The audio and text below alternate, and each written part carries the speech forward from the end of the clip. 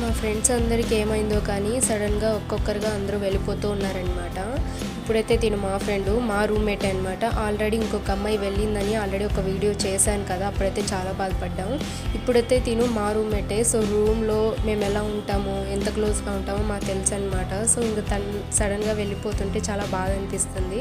ఇంకా తనకి ఇక్కడ కోర్స్ కంప్లీట్ అయిపోయింది అనమాట. బ్యూటిషియన్ కోర్స్ చేసింది. సో కంప్లీట్ అయిపోవడంతో ఇంటికి వెళ్ళిపోతుంది. ఇంకా మళ్ళీ హైదరాబాద్కి వచ్చే ఛాన్సెస్ అయితే చాలా తక్కువ అని చెప్పింది. ఒకవేళ వచ్చినా ఈ హాస్టల్కి అయితే రానని చెప్పింది. ఈ పాటికి మీకు అర్థమవుతుంది ఈ హాస్టల్ మెయింటెనెన్స్ ఎలా ఉంటుందని చెప్పి. ఇంకా వెళ్ళే ప్రతి ఒక్కరూ మా వార్డెన్తో గొడవ పడాల్సిందే. మరి ఏదో ఒక మ్యాటర్లో గొడవ వస్తుంది. ఆ ఎవరు అలా ఉంటుందన్నమాట. ఇంకా తను వెళ్ళిపోతుంటే చాలా లోన్లీ అనిపించింది. ఎందుకంటే రూమ్లో క్లోజ్గా ఉండడం, మేము బయట వెళ్ళడం, తిరగడం, సో ఫ్రెండ్స్ అంటే ఒక ఫ్యామిలీ మెంబర్స్ లానే.